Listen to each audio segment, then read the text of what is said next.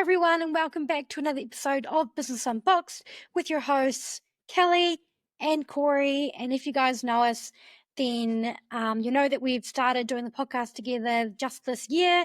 I'm a chartered accountant and Cory is a business owner.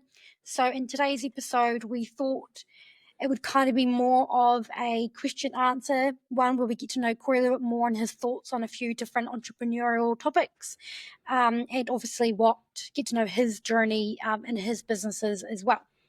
So let's just get into it. First off, what inspired you to start your first business? Which would have been Maya, right? Yeah, I guess. Yeah.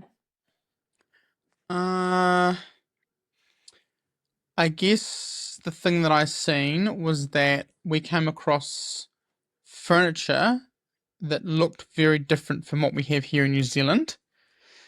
And so I thought, there's an opportunity to offer something different than, New Zealanders don't get here. Yeah, that's it really. I've seen something that was different from the market and wanted to go with it. All right.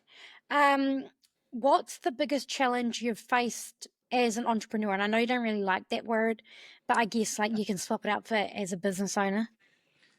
I think the biggest thing is just managing all the hats. So we did an episode, I think, where we talked about hats, an episode or two ago. And I think it's just, trying to do everything. Trying to get the sales, then do the project while still doing more sales, doing the marketing, running the operations, handling the finances. It's just wearing all the hats. Yeah. Definitely agree. Already thinking about and planning a business, and you've got to figure out I've got to do a budget. I've got to figure out how I'm going to market my business. I've got to figure out how I'm then going to turn that marketing into sales. What is my sales process going to look like? How am I going to capture the information? At what point in time do I need what in order to get what I need to do in order to do the job? And there's already so much going on in my brain about wearing all the different hats, and I haven't even started my business yet. Okay, question 3. If you could give one piece of advice to a first-time business owner, what would it be?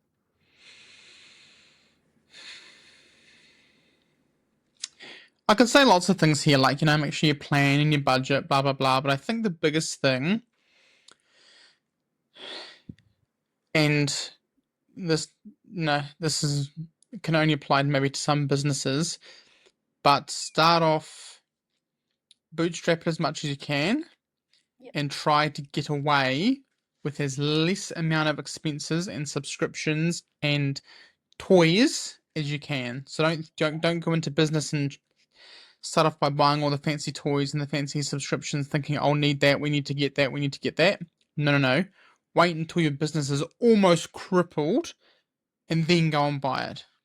So wait until there's an absolute necessity to have it and then go and get it.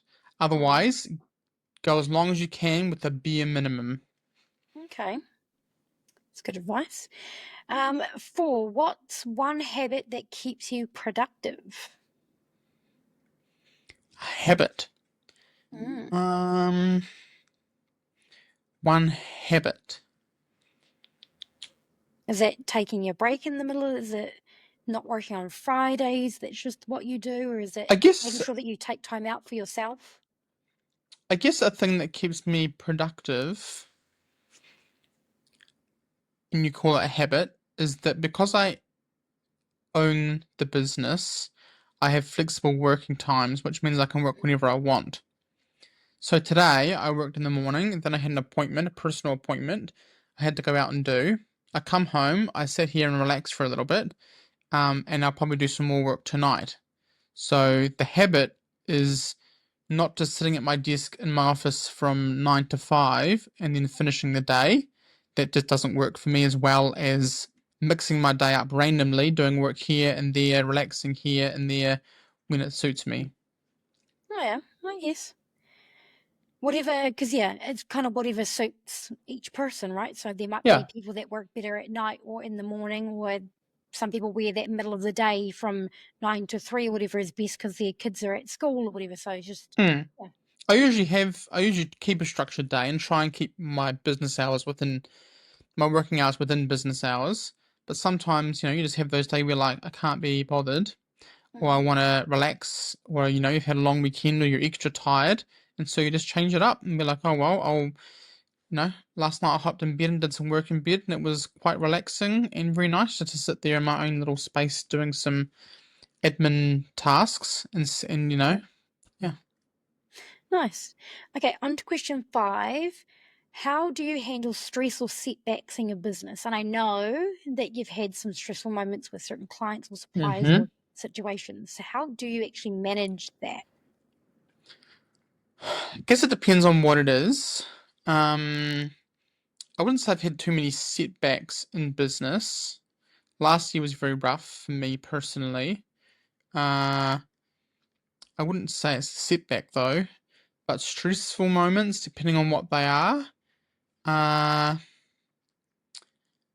don't know. I think a lot of the times when things get messy, that can become stressful. When projects go sideways, when a client's unhappy, or there's miscommunication, or whatever it might be, things go sideways. I think sometimes it can be a little bit overwhelming when there's multiple things going on. And so what I find is you just need to take it back, all the way back, and go, well, what's 3 steps I can do right now to mitigate that problem? So, I can delegate it to someone else to deal with that maybe has more knowledge in it than me, or I can delegate it to someone that can do it that doesn't need to be me, if it's a basic admin type of task. I can do something immediately now, so I can go in and change the file, or send an email, or create an invoice, or whatever whatever it is.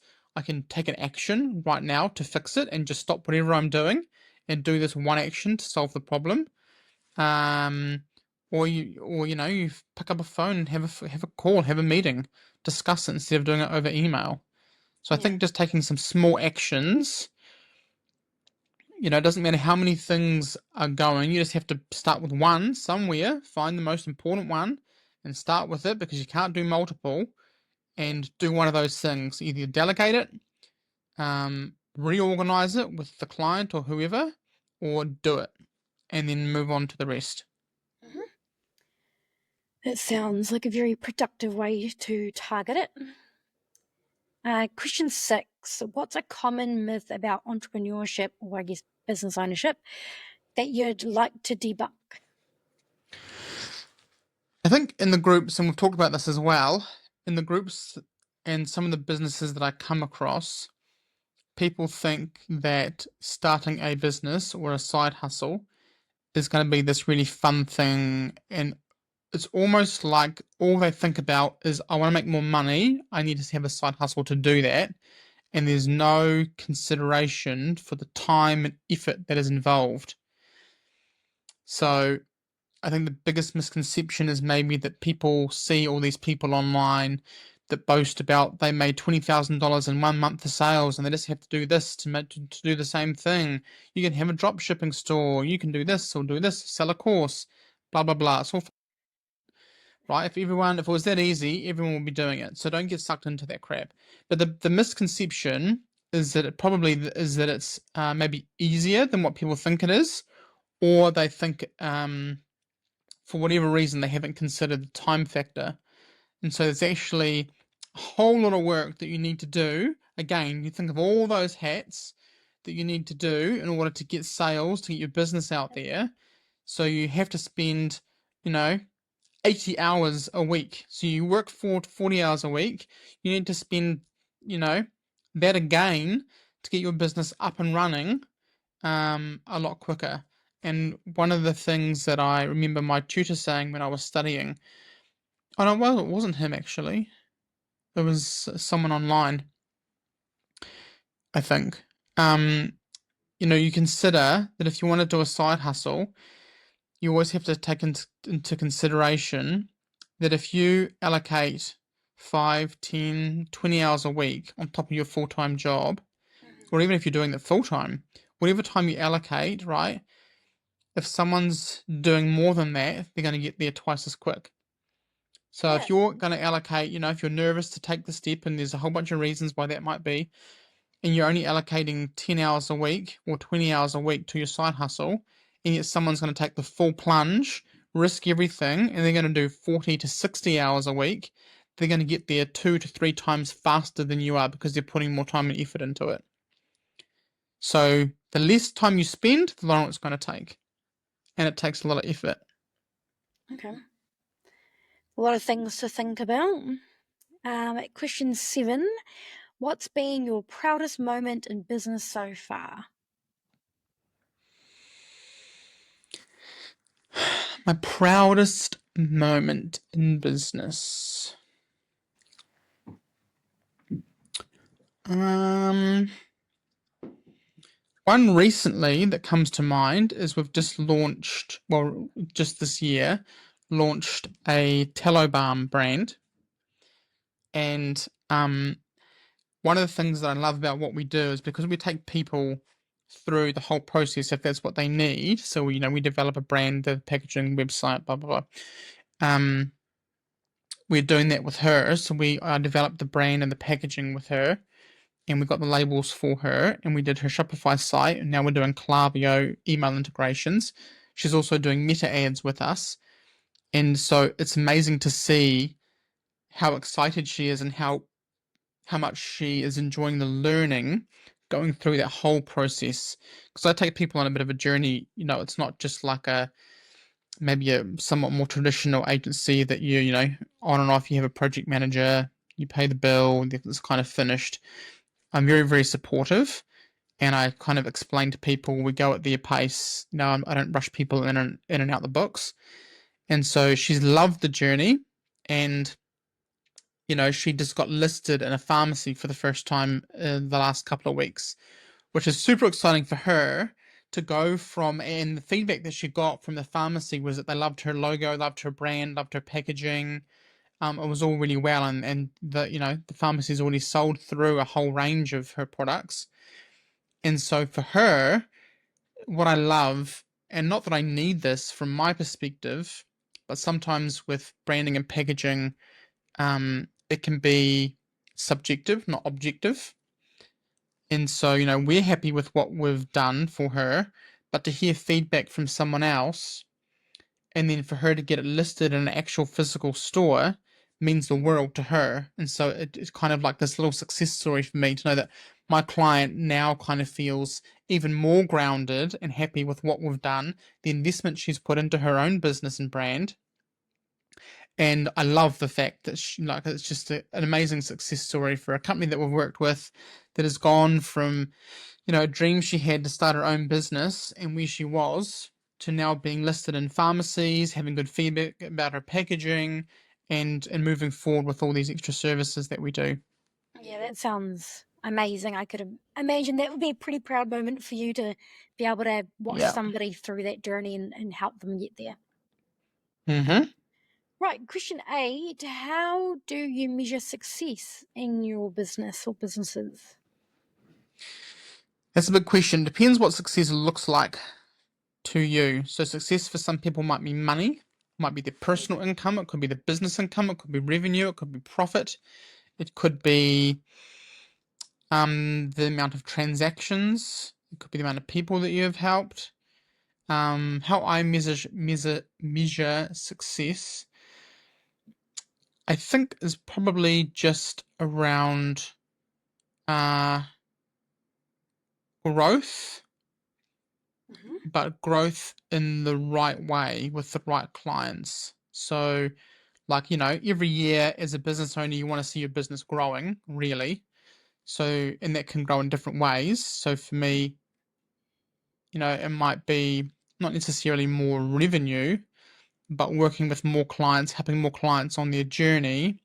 And so if I can see them succeed more, this kind of sounds a bit cliche, but it's the truth. If I can see them succeed more, like that story I just mentioned, if I can have 10 clients every year, that I can have that same story that we take them through the entire process from start to finish, then we end up doing some ads or whatever else it might be to support them as they grow, that's more important to me than, having 20 clients, but half of them only do wee bits and bobs here and there, and they struggle, their business struggles because they haven't done the whole process, and they couldn't afford to do the whole thing, and it just ends up messy. So it's far better for us to have, for businesses that can afford to work with us, for us to help them all the way through, or where it's needed. Success needs to, I think, work both ways for our clients and for us. I like that.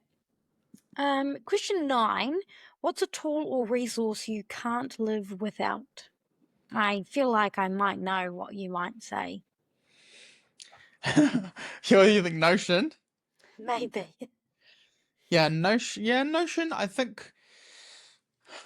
I would say in my line of work, you need to have a good project and task management tool. Whatever that might be, for me, it's Notion.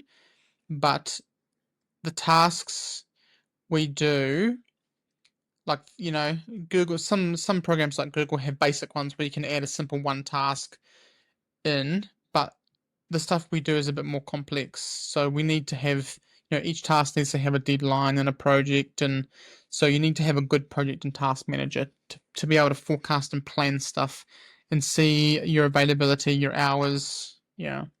I agree. I'm yet to figure out what tool I'm going to use when I start my business. There's still a lot of decisions to be made. Mm-hmm. Okay, let's go on to question 10. How do you balance work and personal life? And we've kind of already touched on like how you stay like a habit to help you stay motivated or productive. But yeah, how do you manage? And I think we've also done and kind of touched on this in previous podcast episodes about, figuring those, you work and live in your home most of the time. So how do you make that difference between work mode and personal mode? Again, it's probably different for every individual person, but for me, I still have a structured calendar for my day, so I have set things that I need to do every day. But like, I have from the moment I wake up to the moment I go to bed, that's my day.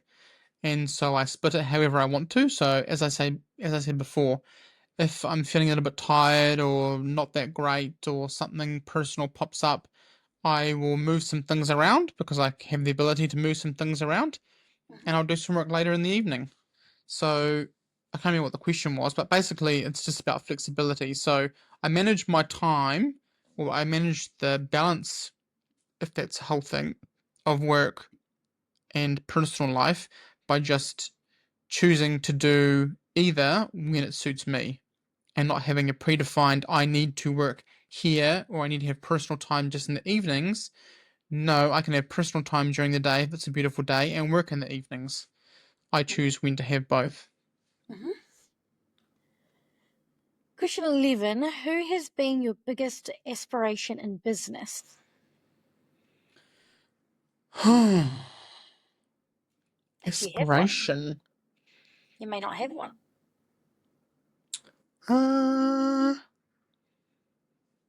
Yeah, I don't know.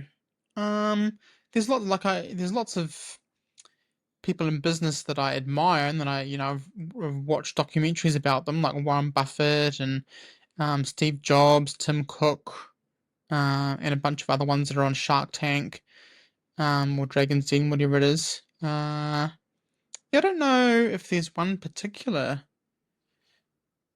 Chris Do in the design industry is probably one of the most famous design-related people. Blair Ines. I have no Yeah, idea. I don't think there's one. I think I just kind of cross blend with a lot of different business owners and entrepreneurs in different industries to work out, what they think, how they've done things, and pick up what I like. Fair enough.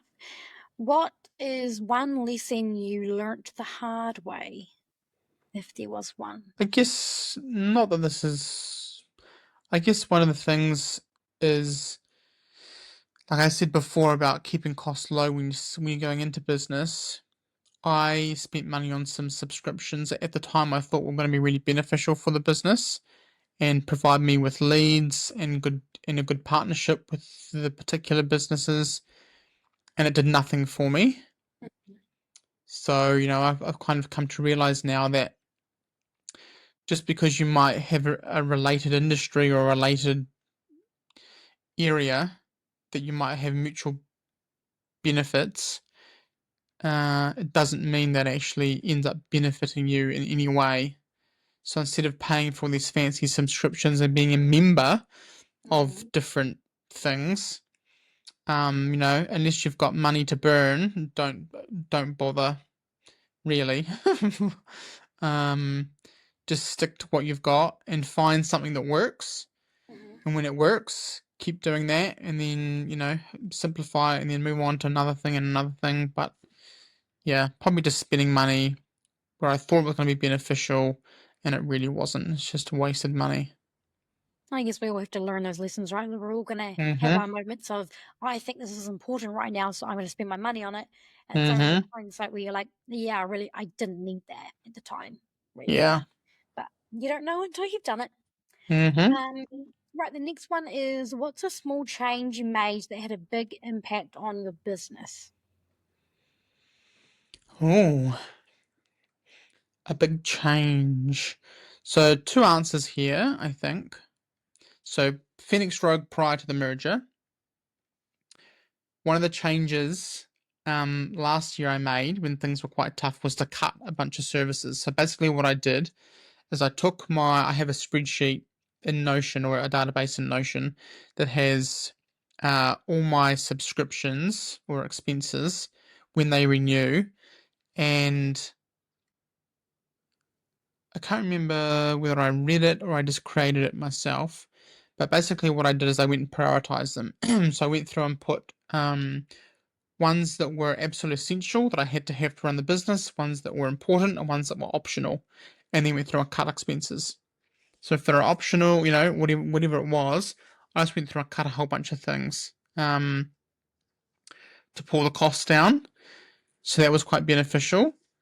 And then with Unleashing Potential, what was the question again? The question was, what's a small change that you made that had a Oh, big small impact? change. Yeah, and so for Unleashing Potential, I think not necessarily small change, but a big change was condensing subscriptions down to one. So I've talked about already, I think we had a CRM and a project management system, two different things, two different subscriptions that were costing us hundreds of dollars a month, plus a separate proposal system. They're all gone, and now we have Notion. Well, Notion mainly for the project and CRM, but that, we would have been spending $50 odd, give or take, per user for those two tools. And now we pay about 10 USD per user. Yeah. So there's lots of tools out there, and you just have to. The way I work is I try and find tools and use tools I'm already having to pay for, and I try and use as many of the features of that tool as I can. So if they're not quite right, that's fine. I just use them and I will work with it instead of having to buy another tool and another tool and another tool. So at the moment for us, we work with Microsoft 365 and Notion, and that runs the majority of what we need it to do. Yeah. Okay, the next one is, if you could go back in time, what's one thing you'd do differently in your career? So I guess you could take this maybe like pre going into business ownership, if there's anything you would change about your career. So I've always wanted to be a lawyer as a total career path change. But I think, and not that I regret going down the design path, I wouldn't want to change that at all. Yeah. But I potentially, somewhere along the lines, would have loved to study business, like study Okay. economics and business studies Mm-hmm. to, yeah. Not, I've probably studied them now. To be fair, I've done a course in business and project management, and I'd probably maybe arguably know enough about business now, having ran my own businesses and have my own businesses. But yeah. Okay. What's one trend in business you're excited about? AI. Yep. If that's a trend in business. Agree. I think one of the things we're going through is I'm just going through all of our services, making sure that we're planning for the future. So we're looking at the services we currently offer, and you know, I'm working through what that might look like in the next 3 to 5 years, and what services we might have to change or yeah, trying to think of another word. Pivot. That's the word. Change or pivot those services, or adapt them is another word, for the future. But Nice. yeah, it's exciting times. Agreed, because in the accounting field, there's obviously a lot of debate around AI, whether or not it's going to take jobs from accountants or what the deal is. But there's a huge accountant shortage, I think, worldwide at the moment. So I'm of the thought of AI is just going to make our jobs easier, better. You're going to take away some of that mundane part of the accounting process, and it'll leave accountants to do what they truly should be doing, which is being business partners for businesses and help them see a way forward and plan for the future and not get stuck in that boring day-to-day kind of month-end stuff. So I'm really excited about it as well. All right, the next one is, what's the best piece of advice you've ever received? It could be life, business, anything.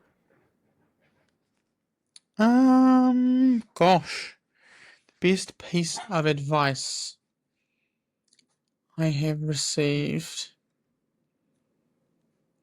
I don't know, the one that comes to mind is just the power of silence. Oh, yeah. So, when you talk to someone, more so in business, and you might say a price or ask them a question, just stay silent and let there be awkward silence, because unless that person knows, they will try to fill the silence, the awkwardness, by saying and starting to speak.